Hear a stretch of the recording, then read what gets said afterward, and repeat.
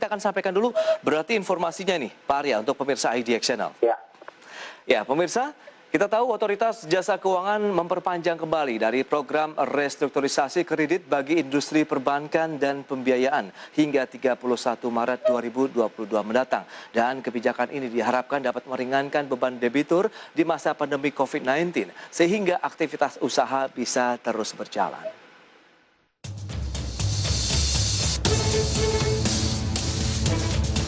Otoritas Jasa Keuangan resmi memperpanjang program restrukturisasi kredit bagi industri perbankan dan pembiayaan hingga 31 Maret 2022.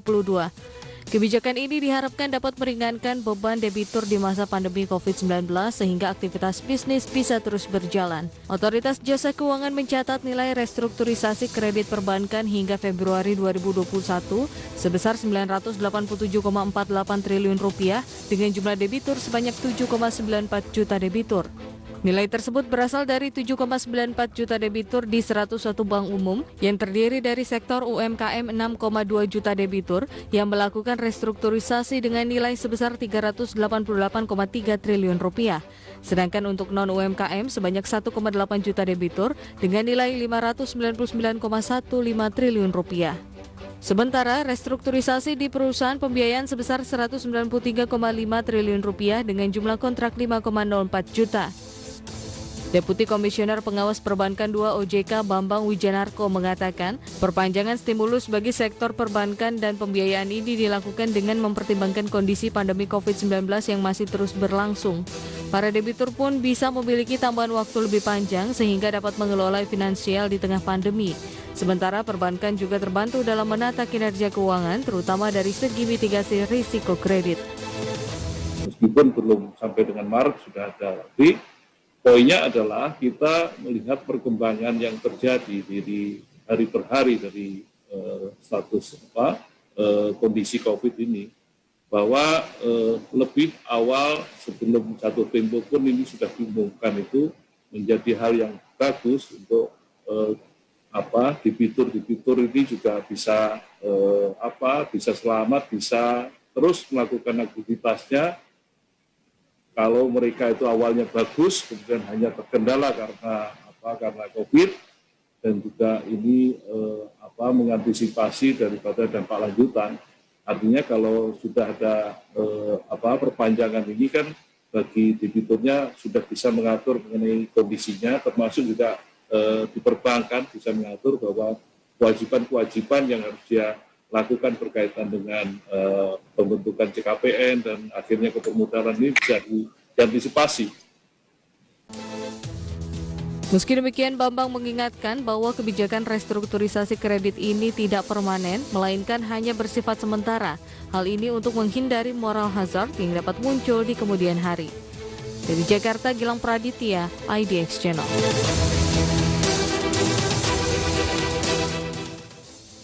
Baik, pemirsa, kita lanjutkan kembali perbincangan bersama dengan Bapak Arya Santoso, pengamat pasar modal. Ya, Pak Arya, tadi sudah disampaikan, memang ini menjadi salah satu penantian juga ya dengan adanya perpanjangan kembali. Sebenarnya ini adalah program yang dilanjutkan ya dari pemerintah, khususnya Otoritas Jasa Keuangan, untuk memberikan satu lagi relaksasi yang diberikan untuk sektor perbankan dan juga sebenarnya ada pembiayaan juga di dalamnya begitu. Bagaimana review Anda dengan kebijakan ini diperpanjang sampai dengan Maret tahun depan? Apakah ini menjadi momen yang tepat juga untuk kita mulai menyasar sektor berbasis perbankan?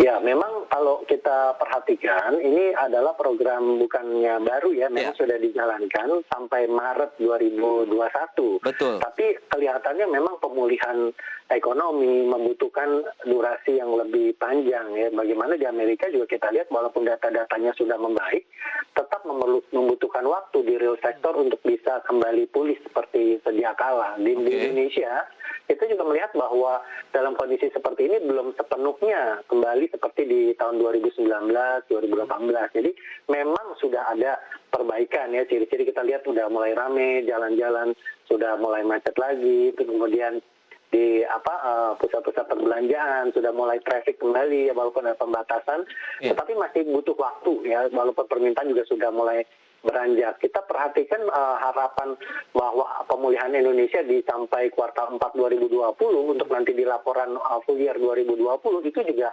kelihatannya tidak sebaik seperti diharapkan.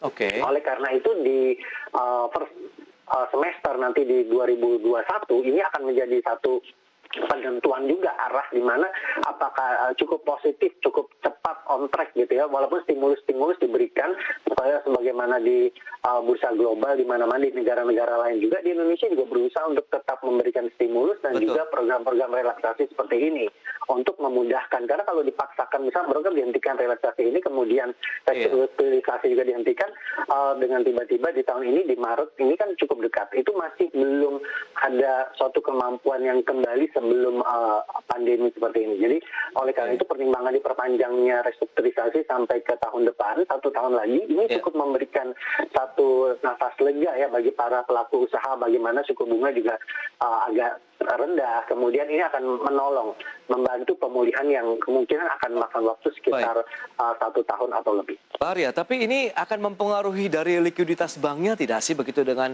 dipanjangin lagi begitu Pak restrukturisasi sampai dengan tahun depan. Sementara kita tahu juga NPL kan masih menjadi momok juga nih dengan adanya pandemi COVID-19. Nah, bagaimana ini analisis Anda? Ya, justru kalau kita lihat dari NPL itu ketika dihentikan akan mendadak menjadi NPL bahkan meningkat ya. Sedangkan dengan adanya restrukturisasi maka itu tidak masuk dalam NPL. Jadi ketika ada penundaan atau diperpanjangkan tenornya gitu ya, jadi cicilannya dikecilkan, itu akan menolong bagi mereka yang pada saat ini kesulitan untuk melakukan pembayaran begitu. Jadi malah meringankan dari sisi pencatatan NPL ya. Tapi kalau kita bicara mengenai likuiditas, andaikan tidak ada restrukturisasi, kemudian bisa uangnya kembali, kemudian diturunkan lagi untuk penyaluran kredit. Sekarang untuk mencari satu kredit baru, perbankan juga agak kesulitan untuk menilai risiko yang baik ya. Malah jadi agak khawatir juga untuk memberikan satu kredit yang baru, karena dari sisi ekspansi bisnis ataupun dari pengembangan itu tidak mudah sekarang. Malah ada kecenderungan penggunaan kredit usaha juga dikurangi oleh para pelaku. Jadi diutamakan sebenarnya adalah memaintain begitu ya dari nasabah yang sudah ada begitu, yang sudah bisa dikatakan mereka yang sedang mengajukan kredit hingga saat ini begitu Pak Arya? Ya, jadi di-maintain yang sekarang supaya juga tidak tercatat dalam NPL, kemudian bagian baru tentu hati-hati sekali untuk diberikan dan akan lebih ketat ya, seperti itu. Jadi kalau dari sisi likuiditas, sebenarnya kalau dihitung secara total, misalnya diperpanjang restrukturisasi, total yang diterima oleh perbankan dari suku bunganya malah lebih besar sebenarnya kalau diperhatikan. Jadi itu good for business ya, cuma masalah durasinya, tenornya jadi lebih panjang aja. Betul. Dan sekarang bagaimana dengan saham-sahamnya sendiri nih? Adakah sektor-sektor dari perbankan maupun pembiayaan yang bisa kita lirik begitu dengan adanya belit baru dari OJK ini? Ya, kita perhatikan untuk perbankan yang besar-besar ya, yang di caps itu menarik ya, dengan kemampuan kekuatan cadangannya untuk bisa write off juga NPL, kemudian bagaimana mereka juga punya likuiditas yang cukup baik. Kita akan perhatikan di bank buku 4 atau bank-bank yang cukup besar. Jadi tapi kita perhatikan pergerakan memang sementara ini pergerakan harga di bursa itu cukup optimis ya. Jadi kita melihat bahwa pergerakan tren harga dari bank buku 4 yang cukup besar itu sudah menguat dalam beberapa bulan terakhir, khususnya di kuartal 4 di 2020 gitu. Sehingga di awal tahun 2021 kelihatannya ada sedikit profit taking atau tekanan jual atau rebalancing portfolio, itu merupakan hal yang wajar. Jadi untuk Bank Mandiri, BCA, Bank BRI kelihatannya kita perlu menunggu untuk mendapatkan harga yang lebih baik dibanding harga sekarang. Untuk jangka pendek bisa jadi pilihan, tapi kita melihat di bank besar yang kurang populer itu masih murah seperti BNGA dan PNBN.